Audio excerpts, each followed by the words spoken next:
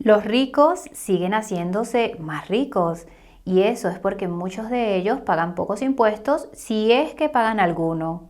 En este vídeo vamos a explicar exactamente cómo es esto posible, todos los consejos y trucos astutos que el 1% de los más ricos utiliza para salirse con la suya.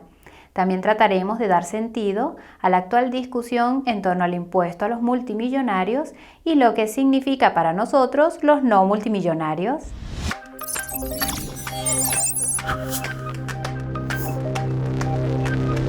Antes de poder comenzar, hay una información que te debemos proporcionar.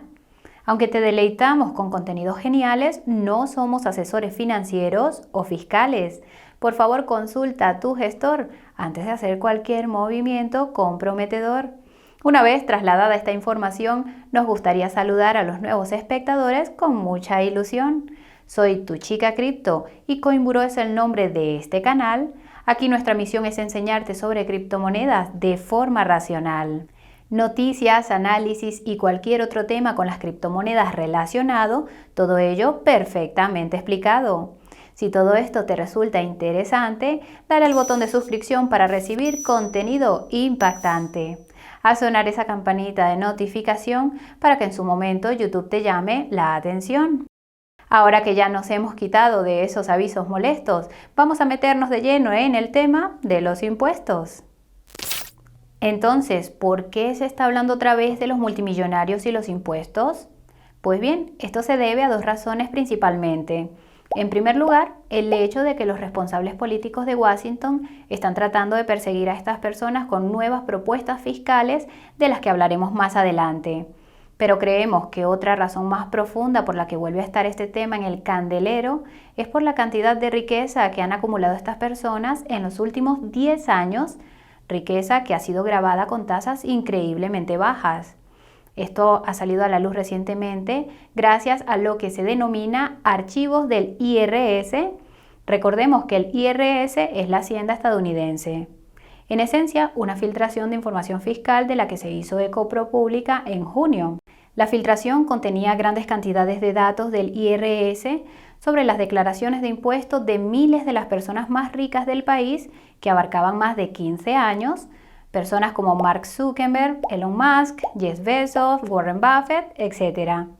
Hemos enlazado el informe completo más abajo para que lo leas con detenimiento, pero aquí tienes algunos de los datos más reveladores. Los 25 estadounidenses más ricos incrementaron su patrimonio colectivo en 401.000 millones de dólares durante el periodo de 2014 a 2018. Sin embargo, durante ese periodo solo pagaron impuestos por valor de 13.600 millones de dólares, lo que equivaldría a un tipo efectivo de aproximadamente el 3.4%. Una locura, ¿verdad? Y si profundizamos en algunos de los más ricos de esta lista, las cifras se vuelven aún más disparatadas. Echa un vistazo a esto. Estos son los impuestos pagados por incremento patrimonial de Buffett, Bezos, Bloomberg y Musk. Buffett solo pagó un tipo efectivo del 0.1%. Sí, has escuchado bien. Al pagar unos tipos impositivos tan bajos, no es de extrañar que el propio Buffett haya sido uno de los mayores defensores del aumento de los tipos a los súper ricos como él. Puedes ver que los tipos efectivos son del 0.98%, 1.3%, 3.27% para Bezos, Bloomberg y Musk respectivamente. Otro gráfico realmente interesante de este informe es este de aquí. Compara el crecimiento de la riqueza y los impuestos pagados por Bezos y la familia media estadounidense. La notable caída que puedes observar es consecuencia de que durante la recesión de 2008, muchas familias perdieron sus casas, donde se encuentra la mayor parte de sus activos. Bezos posee en su mayoría acciones y sin duda nunca fue embargado. Ahora bien, no se trata de avergonzar a estos multimillonarios, han creado empresas de éxito y el capitalismo recompensa a los que asumen riesgos. Además, también hay que señalar que toda esta gente ha estado pagando lo que se debe pagar legalmente. Han estado haciendo lo que haría cualquier persona racional, utilizar el código fiscal en su beneficio. Lo que este informe pone en relieve es el hecho de que la carga de los impuestos es proporcionalmente muy superior para los menos pudientes y que la razón de ello se debe al propio código fiscal. Así pues, analicemos más detenidamente este código fiscal mágico del que hablamos. Antes de profundizar en las tácticas específicas que utilizan los ricos, tenemos que explicar exactamente cómo ganan su dinero la mayoría de ellos. Esto se debe a que la forma en que se gana el dinero repercutirá en los tipos impositivos que pagan.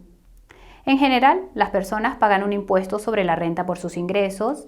La mayoría lo hace sobre su principal fuente de ingreso, que habitualmente es el salario, es decir, su nómina mensual. Estos ingresos están sujetos a diferentes tipos impositivos y llegan hasta el 37% a nivel federal en los Estados Unidos para el tramo más alto. Permite que hagamos un pequeño paréntesis.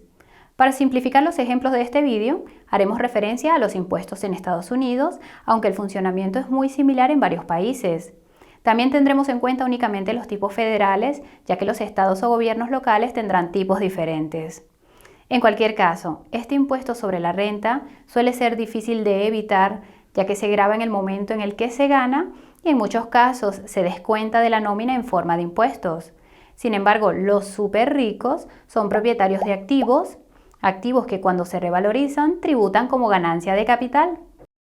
El impuesto sobre las ganancias de capital a largo plazo, es decir, el impuesto sobre las ganancias de los activos mantenidos más de un año, es mucho más bajo que el impuesto sobre la renta.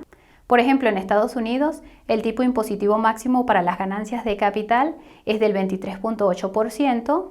Esto es mucho más bajo que el tipo máximo sobre los ingresos estándar. De hecho, considerando únicamente el porcentaje bruto, sería el mismo tipo impositivo que paga alguien que gana entre $86,000 y $164,000. Ahora puedes ver por qué muchos de estos multimillonarios fundadores de empresas deciden aceptar sueldos simbólicos.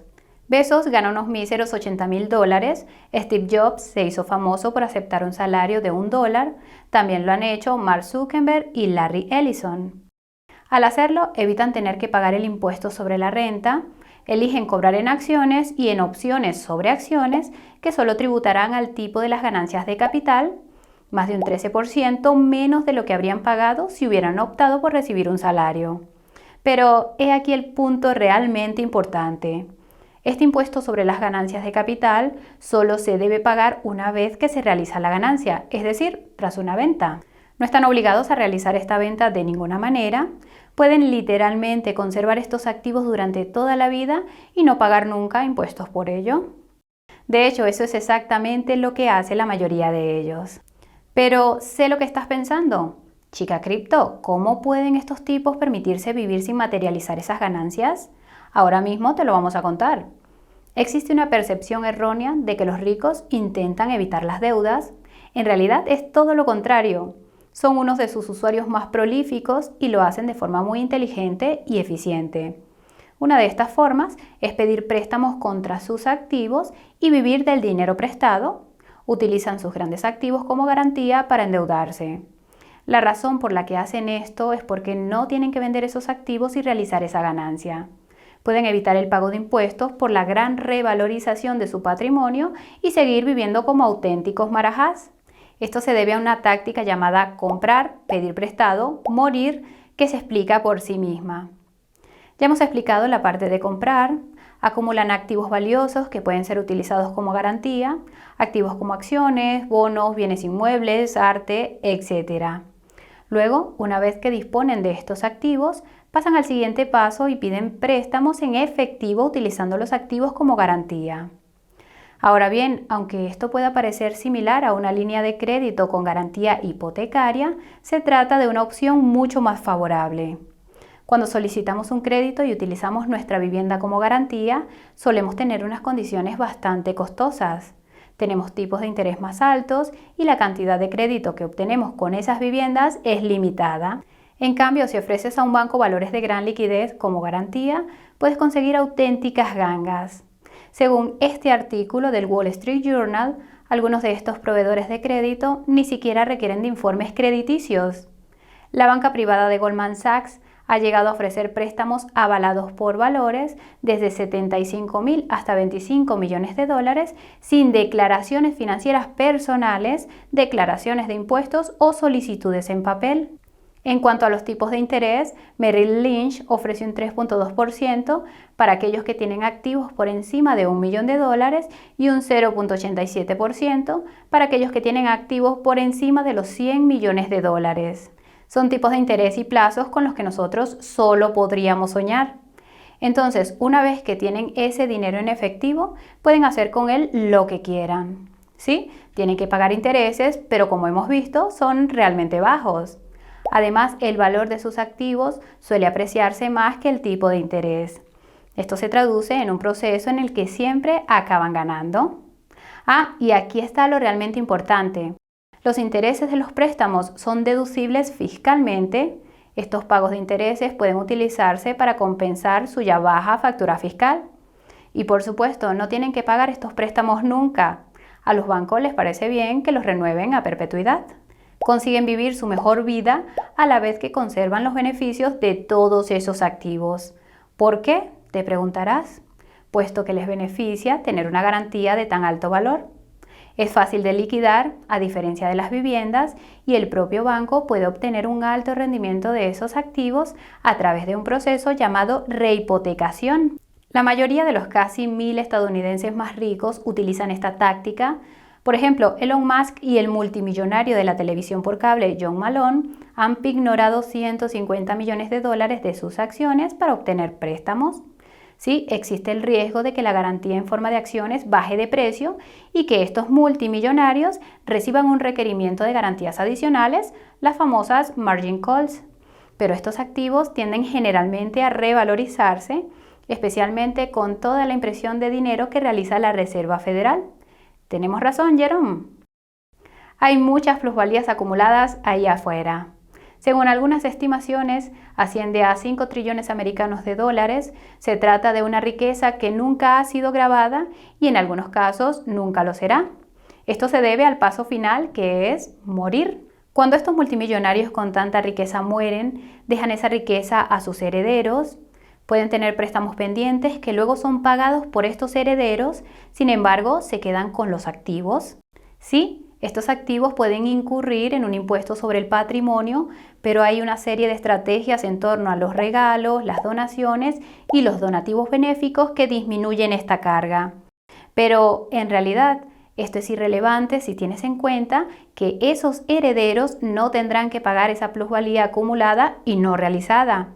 Esto se debe a algo que se denomina, citamos, base escalonada de cotización. En esencia, cuando alguien muere y sus herederos heredan su fortuna, el coste de la inversión a ojos de Hacienda es el valor del activo que recibieron. Veamos un ejemplo hipotético para aclararlo. Asumamos que Chica Cripto Rockefeller construyó un imperio de criptomonedas en el metaverso, compró acciones de la empresa Coinburo S.A. y nunca las vendió. El coste de adquisición de dichas acciones fue cero, se revalorizaron cada año y literalmente subieron de precio hasta la luna. Como era una holder incondicional, nunca las vendió. Supongamos también que el valor de las participaciones de Chica Cripto en Coinburo S.A. pasó a valer 100.000 millones en su lecho de muerte. Eso significa que el impuesto sobre las plusvalías acumuladas ascendería a 27.500 millones de dólares. Sin embargo, una vez que fallece y transmite esos bienes a su heredero, el coste de esos bienes a efectos del cálculo de las plusvalías es el valor de mercado, 100.000 millones. Así que, por ejemplo, supongamos que una joven chica cripto mantiene esos 100.000 millones durante más de un año y decide venderlos. El valor de la cartera asciende a 102.000 millones en el momento de la venta.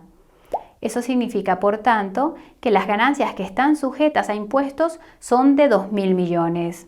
Solo debe pagar un total de 540 millones por ello, cuando debería haber pagado más de 28.000 millones.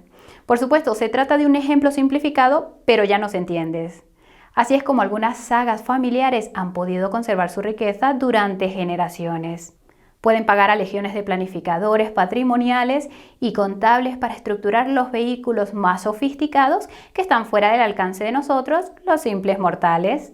Por supuesto, esta situación no se libra de la ira de muchos políticos progresistas y ahora se ha convertido en el centro del debate en torno a los impuestos de los multimillonarios en Estados Unidos.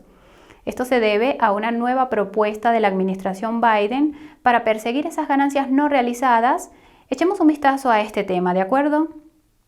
Si no has seguido el drama de la colina del Capitolio durante los últimos días, permítenos ahorrarte el aburrimiento. Básicamente, los demócratas están tratando de aprobar una ley que implica un enorme gasto. La lucha por este proyecto de ley se ha prolongado durante meses, tira y afloja, tira y afloja. Independientemente de lo que finalmente contenga el proyecto de ley, ha quedado claro que parte del esfuerzo para pagarlo implicaba gravar a los ciudadanos más ricos. Por ejemplo, en mayo el objetivo inicial del proyecto de ley era el tipo de las ganancias de capital. Conscientes de que el tipo sobre las ganancias de capital era mucho más bajo que el impuesto sobre la renta, los demócratas propusieron aumentar el tipo hasta un máximo del 39.6%. Si se incluye la tasa adicional del seguro médico, el tipo máximo se elevaría al 43.4%, una cifra muy significativa. Como puedes imaginar, se trata de algo difícil de vender. En primer lugar, se aplicaba a cualquiera que tuviera más de $1 millón de ingresos, que es un subconjunto de personas mucho mayor que el de los multimillonarios. Además, si le sumas los impuestos estatales, esto supondría un tipo impositivo efectivo de más del 50%. Por ejemplo, el 52.5% en Nueva York. Por lo tanto, claramente algo bastante difícil de digerir. Así que la administración Biden presentó otra propuesta para gravar las ganancias de capital no realizadas de algunos de los estadounidenses más ricos. Un subconjunto mucho más pequeño de 1.000 personas que en un mundo polarizado suelen ser objetivos fáciles. Sin embargo, tuvo el efecto contrario. La idea de que el gobierno se haría cargo de las ganancias no realizadas sonaba mucho como un impuesto a la riqueza. De hecho, así es como se vendió a algunos progresistas. Yellen tuvo que salir a reparar los daños en distintos programas de televisión para explicar que se trataba simplemente de un impuesto sobre las ganancias de capital en, citamos, los activos líquidos de los multimillonarios individuales extremadamente ricos. Yo no lo llamaría un impuesto a la riqueza. Por supuesto, puede maquillar la redacción todo lo que quiera. Era un impuesto diseñado para perseguir a los ricos por sus ganancias no realizadas. Un impuesto que, según muchos expertos en derecho, podría ser incluso inconstitucional. Pero lo controvertido no es cómo se denomina, sino el concepto en sí mismo. ¿Quién determinaría si un activo es suficientemente líquido? ¿Dónde se traza el límite? Y si se traza la línea, ¿discriminaría a algunos multimillonarios respecto a otros? Los multimillonarios que tienen la mayor parte de su riqueza en acciones tendrían que pagar ese impuesto sobre las ganancias no realizadas, mientras que otros que poseen bienes inmobiliarios no lo harían. En realidad no es tan sensato. ¿O qué pasa si estos multimillonarios tienen que pagar ese impuesto en un año por una ganancia, pero al año siguiente hay una pérdida? ¿No tienen derecho a una devolución de impuestos por esa pérdida? ¿La pagará Hacienda? ¿Qué pasa si algunos de los más ricos tienen que vender sus participaciones para pagar este impuesto? ¿Qué impacto podría tener esto en el mercado en su conjunto? Suponiendo que alguien como Elon Musk o Jeff Bezos tuvieran que vender decenas de miles de millones de acciones de las empresas que poseen, ¿no tendría eso un efecto adverso en el mercado de valores? Un mercado de valores en el que invierten millones de estadounidenses de clase media con sus planes de pensiones. Todo eso por un beneficio fiscal potencial de tan solo $250.000 millones. En realidad no tenemos que hacernos estas preguntas, tenemos pruebas de cómo han funcionado estos impuestos sobre la riqueza en el pasado y para ello tenemos que ir a Europa.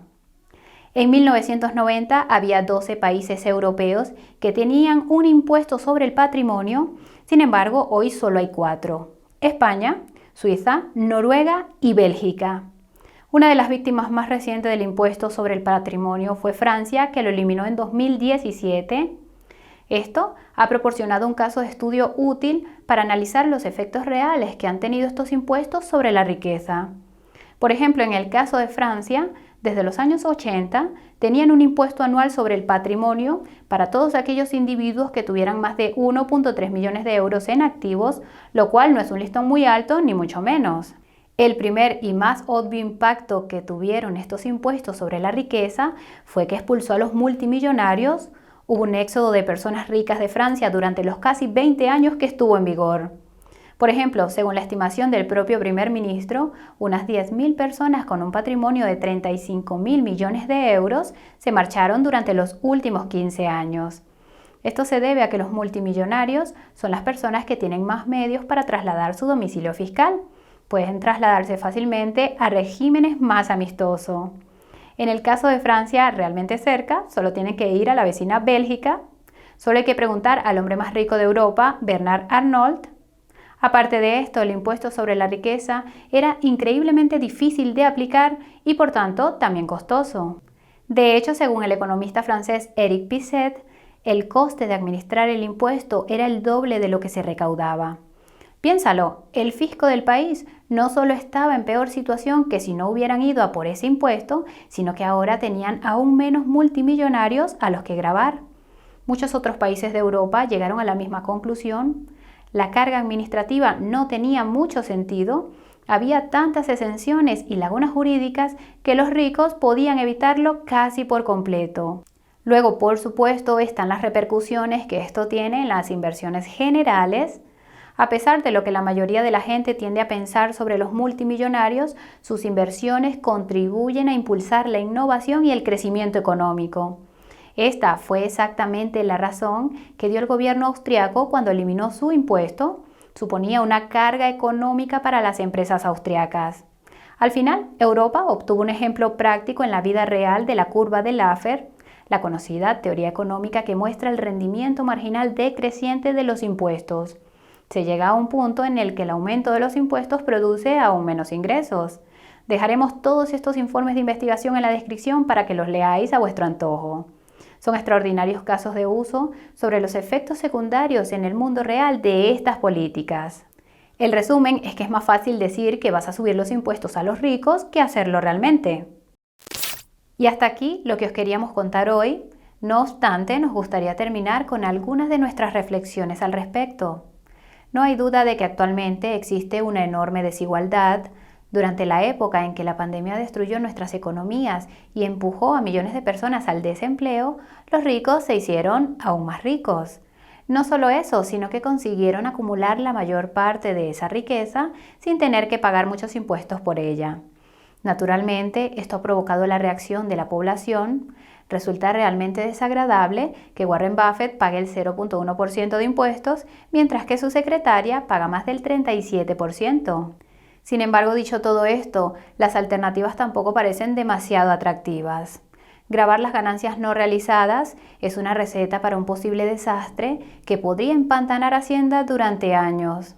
Una propuesta que los ricos combatirían con uñas y dientes y que podría demostrarse que es inconstitucional. También se ha probado que los impuestos generales sobre la riqueza son muy ineficaces cuando se aplican en los países europeos. Han tenido el efecto de empobrecer al gobierno y a los ciudadanos mientras los multimillonarios disfrutan de sus riquezas en otras jurisdicciones. También hay quien argumenta que no deberíamos gravar el éxito. Si eliminas los incentivos, se reducirá la producción económica. Estamos hablando de nuevo de la curva de Laffer. Y en nuestro caso, nos enfadaríamos mucho si el gobierno quisiera gravar todas las ganancias del Bitcoin que hemos estado acumulando, Bitcoin que no se ha vendido y que no tenemos intención de vender en años. Conocemos a muchos propietarios que opinan lo mismo sobre sus casas o apartamentos. ¿Significa esto que los multimillonarios que poseen acciones no pueden sentirse igualmente enfadados por la propuesta? Es una cuestión delicada sin duda y es un debate que estamos seguros que no se resolverá pronto. Pero, ¿cuál es tu opinión? ¿Crees que hay una alternativa? ¿Qué opinas sobre la propuesta del impuesto sobre las ganancias no realizadas? Nos encantaría saberlo, así que lanza esos comentarios a continuación. Si no tienes nada que comentar, no pasa nada. En ese caso, puede que también te interese en nuestra página de redes sociales. Esta es la página en la que compartimos contenido exclusivo que no encontrarás en YouTube, nuestro canal de Telegram para el análisis y las reflexiones diarias del mercado, nuestro Twitter para anuncios y algún que otro comentario, Instagram y TikTok para ver memes y lo que ocurre detrás de las cámaras, y por último, pero no por ello menos importante, nuestra newsletter semanal. En ella compartimos nuestros consejos sobre criptomonedas, así como nuestra cartera. Se envía solo una vez a la semana y con la garantía de estar libre de spam. Los enlaces a todos estos recursos están en nuestra página de redes sociales que encontrarás más abajo. Ah, sí, si te ha gustado esta camiseta, puedes comprarla en nuestra tienda. Todas las ventas se destinan a ayudar a mantener el canal sin publicidad, así que gracias de antemano por tu apoyo. También encontrarás el enlace en la descripción, no te lo puedes perder. Por último, si te ha resultado útil este vídeo, dale un me gusta, suscríbete y haz ping a la campanita de notificación para asegurarte de que no te pierdes el siguiente. Se acabó el tiempo de esta chica cripto, pero os veremos muy pronto. ¡Chao!